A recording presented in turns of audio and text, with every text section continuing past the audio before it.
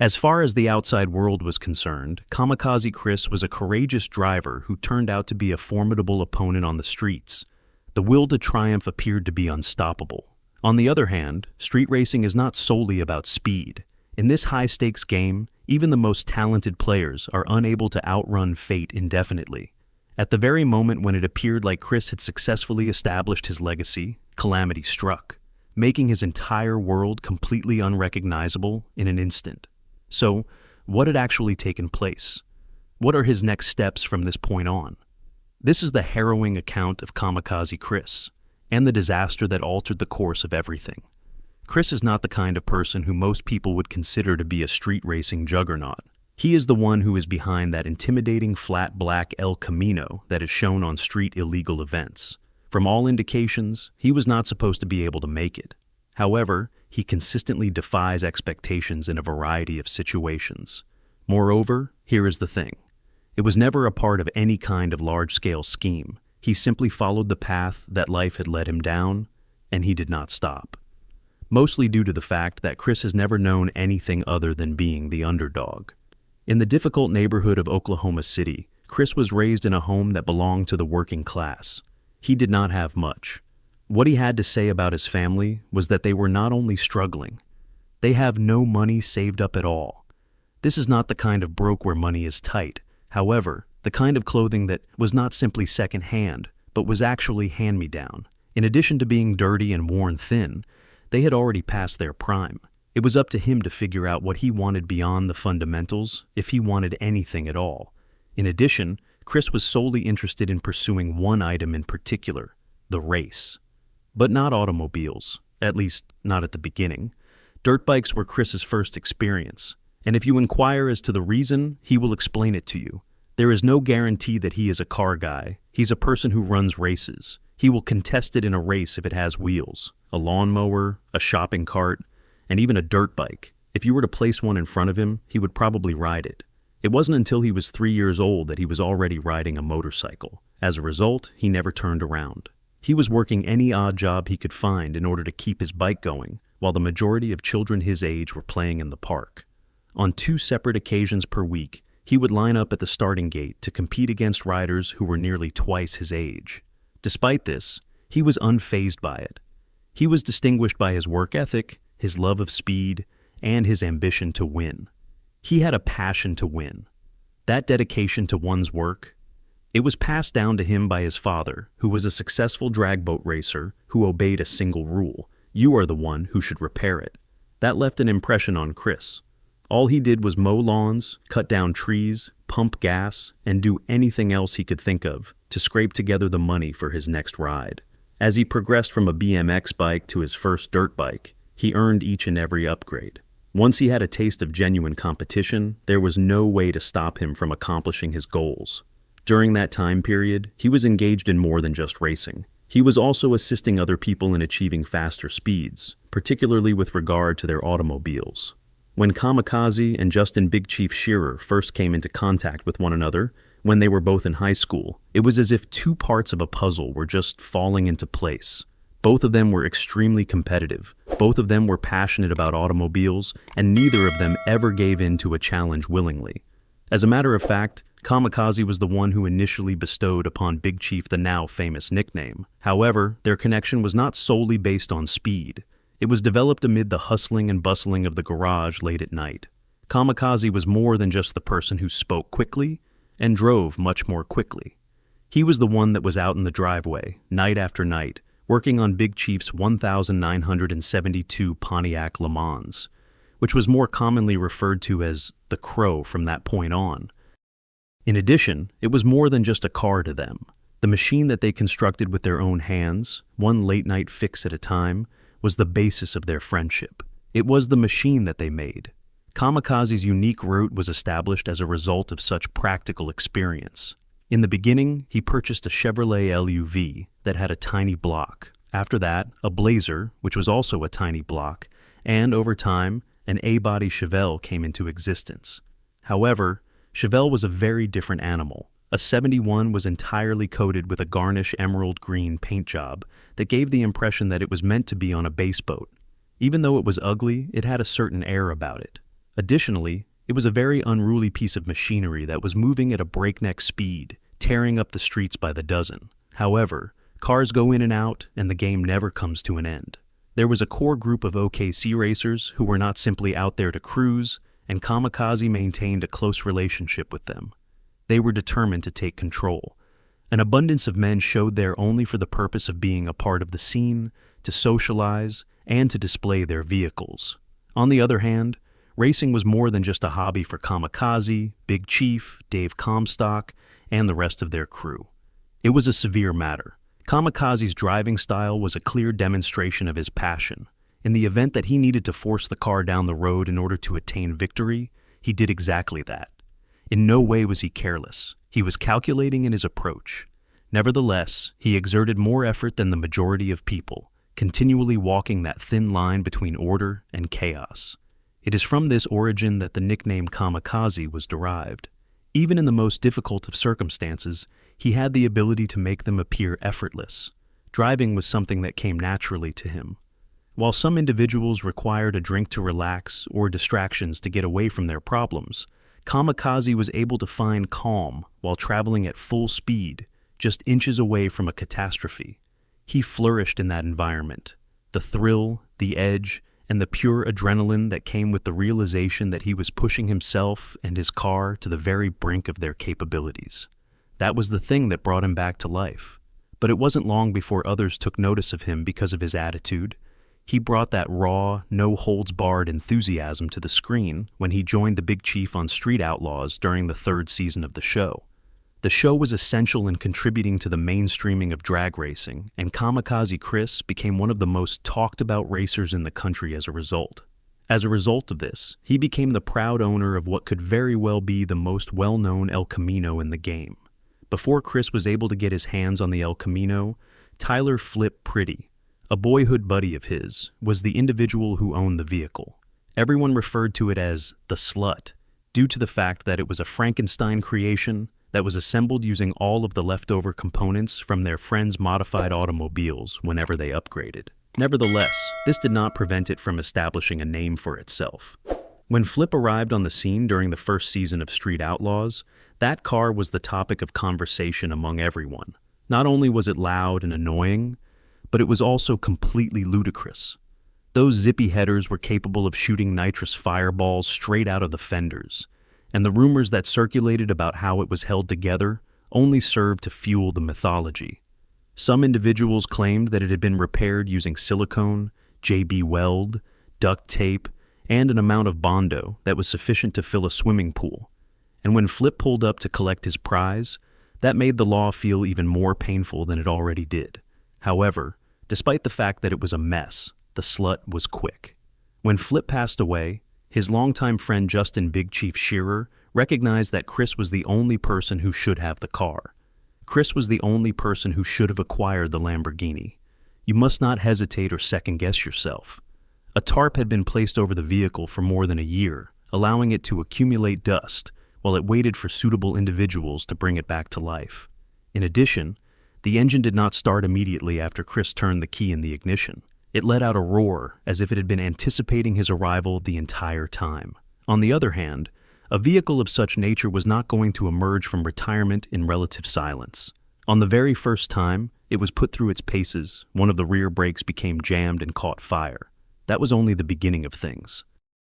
In a short amount of time, Chris had broken it to such a degree that it required a complete rebuild. During that time, he made a deal with a buddy to install a 582 engine that had already been constructed. This did not make him happy at all. All of his life, Chris had constructed his own engines. It was unethical to take the work of another person. It was his gut feeling that proved to be correct. The situation with the 582 became a nightmare. One season with 13 different rebuilds. Being in charge of a funny automobile team was a lot of fun. In a never-ending cycle, race, rebuild, blow it up, and then rebuild. That was enough to break anyone, but when you're trying to go faster, that's simply a part of the game. Chris had finally reached his limit with the headaches. Now was the time to take the next step. It was he who made the call. He pulled from his resources and joined together with Graham Jones at Fast Times Motorworks in order to construct something that was of genuine importance. an all-aluminum 632 that features 4 different levels of nitrous oxide. Additionally, he and his friend Les worked on a back-half chassis conversion right in the garage. This was a significant accomplishment. To what end? It's easy.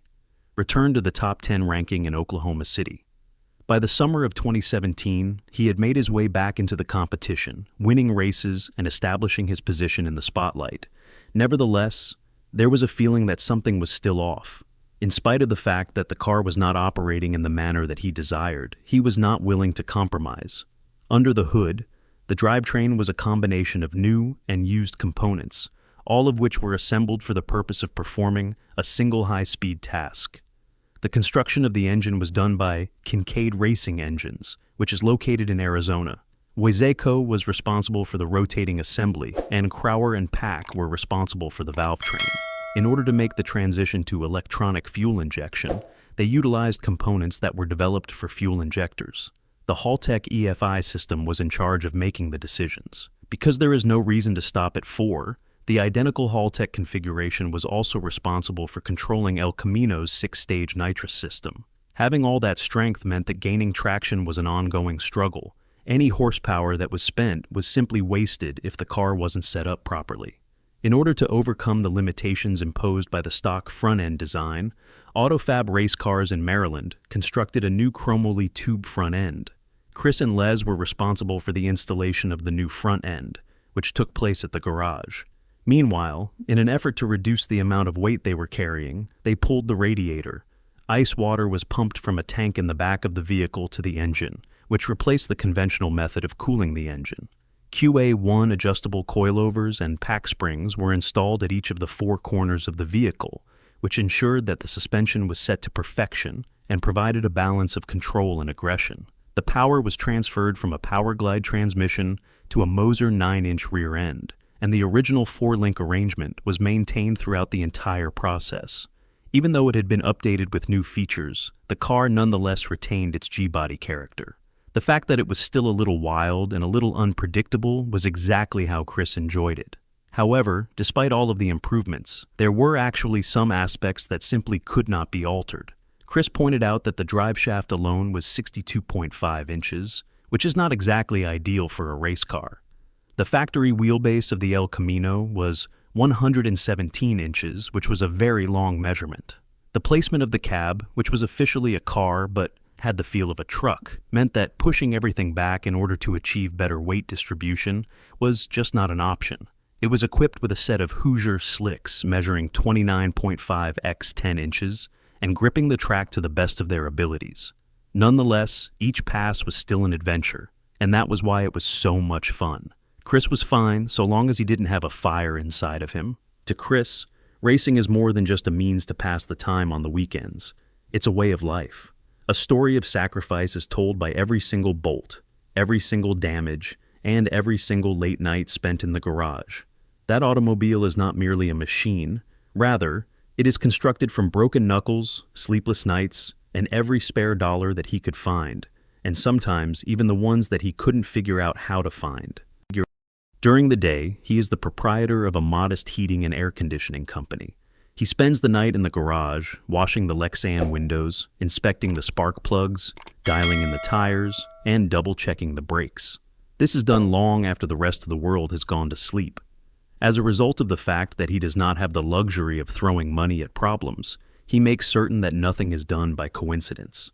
Guys like him, who come from the working class, are self-funded, and are operating a car that was built in a garage under their own roof, are not expected to compete with the big names. However, he continues to do so. The expense of racing has, on multiple occasions, driven him to the brink of insanity. During his time competing in this particular competition, he has been completely without money. But that label of underdog? That's not a publicity stunt. It's just the way things are. Being obstinate and proud is exactly what it takes to construct, race, and triumph with an El Camino, as he will tell you himself. He is proud of his accomplishments. Of course, he is not the only one who does it. Each and every great racer has a crew that supports them, and the assistance that he receives from firms such as Haltech, Speedmaster, and Wolf Aircraft Products helps him stay in the race. However, At its core, this automobile is evidence of what can be accomplished with the combination of passion, pride, and unyielding drive when money alone is not sufficient. And if you believe that you lack the ability to compete in this style of racing, Chris will convince you differently. One may construct a car similar to his if they were prepared to give up their time, money, and personal feelings. However, here is the key distinction. When it comes to something that intense, the majority of individuals pause before jumping in. Not Chris ever done it. All or nothing is the only option for him. And it has always been. He had spent years attempting to fight against that aspect of himself, but now he has found a way to accept it. There is no room for compromise. Either he will achieve great success, or he will fail with his efforts. And if you know anything about racing, you are aware that this is precisely the mentality that is required to come out on top. On the other hand, he had no idea that the very same automobile that had brought him so much success was about to take him one step closer to a catastrophe. In spite of the fact that street racing has never been the most secure or straightforward activity, it continues to be one of the most stimulating activities for people who are obsessed with speed. The adrenaline, the raw force of high-performance machines, the anxiety at the starting line, and the split-second decisions that can make the difference between success and disaster are all things that fans of Street Outlaws and its spin-offs are familiar with. Accidents are an inevitable and unavoidable aspect of the sport. There is no matter how frequently they occur. It never ceases to amaze me how quickly a race car that has been carefully tuned can change from being at its top performance to being a mangled wreck. Few people are as knowledgeable about this as Chris Kamikaze and his iconic Chevrolet El Camino from 1981. In the month of July in the year 2020, while Kamikaze Chris was working on the film Street Outlaws, he learned the hard way how cruel street racing can be. It was not merely a relatively tiny scratch or a dent in the bumper. He had completed his El Camino. All of the components, including the body, chassis, engine, and turbochargers, were completely destroyed. There were just a few components that could be saved, such as the shifter, the rear casing, and the lever for the parachute switch. After then, Chris made the narrative available on his YouTube channel, which is called Kamikaze Life. Earlier that day, the Elco had already begun to behave in an unusual manner. He was having issues with the driveshaft sensor of the vehicle. When it came to racing, he was not in a good mood. Nevertheless, when a different driver presented him with a challenge, he simply could not refuse it. After one race, his cherished El Camino was reduced to nothing more than twisted metal shards. It was not simply about the money or the numerous hours that he had spent creating that car that he misplaced it. Elco was his vehicle of choice. What he loved the most was this one, the person with whom he had a past. The sensation of seeing it destroyed was like a punch to the gut. An era has come to an end. On the other hand, if there is one thing that stands out about Kamikaze Chris, it is that he stands his ground. It was not the end of his racing career that this accident occurred. It was merely another examination, and he was prepared to confront it head-on, just like any other genuine racer. In preparation for his big comeback, he made the decision to do something out of the ordinary by selling a collection of El Camino pieces that had been wrecked on eBay. Moreover, not just any bits at all. These were the Weld racing wheel, the Mickey Thompson tire, and the TBM brake rotor that were ripped off the passenger side of the vehicle when it flew off the road, directly in front of the cameras that were being used by Discovery Channel. Moreover, to make matters even more favorable, he signed them. It was a huge success that the auction was held. At the end of the 8 days, the total number of bids reached an astounding $10,600, surpassing the previous high of $100. However, Chris upped the stakes at that point. In the event that the auction reached $25,000, he made a commitment to personally prepare and serve the winner a steak dinner while he was dressed in his race suit that was shown live on Facebook. The daring move enthralled the audience, and they joyfully accepted the challenge that was presented to them. In most cases, the value of wrecked car parts would not be very high. However, these were not anything like any old scraps. It was a piece of racing history that they were. And for those who were fans of Street Outlaws, that meant something. Within a week, Chris received more than 100 orders.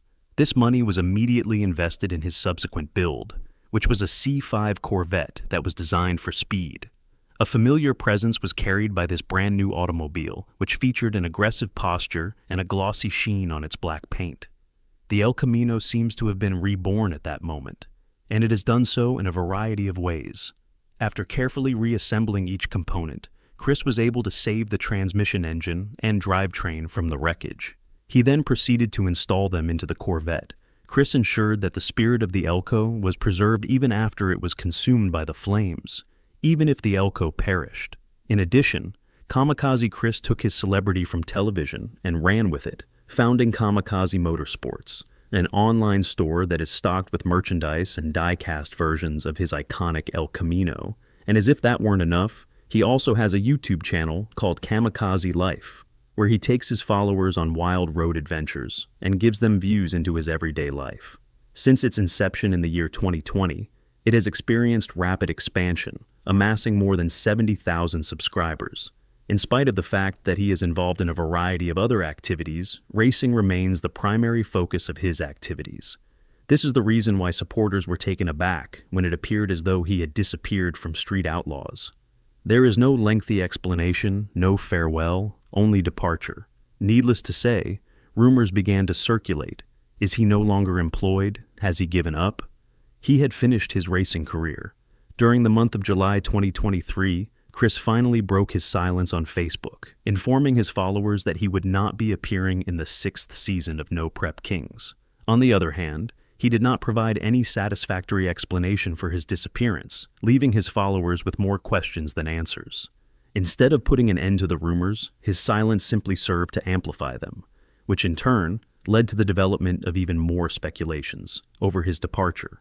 But one thing is certain, despite all of the speculation that has been going on. Since the beginning of his career, Kamikaze Chris has never left the world of racing. In addition to competing in no-prep competitions all around the country, he continues to assert his dominance on the streets of Oklahoma. His attention is currently focused on his C5 Corvette, a vehicle that demonstrates that he has no intention of slowing down in the near future. Kamikaze Chris continues to be a strong force all the way through every twist and turn, and he continues to move forward with unyielding tenacity. One thing that has remained consistent throughout his career is his refusal to back down from a challenge. Fans have seen him go through both highs and lows. He has a long way to go, and there are many more roads that lie ahead of him, regardless of whether he is on television or off.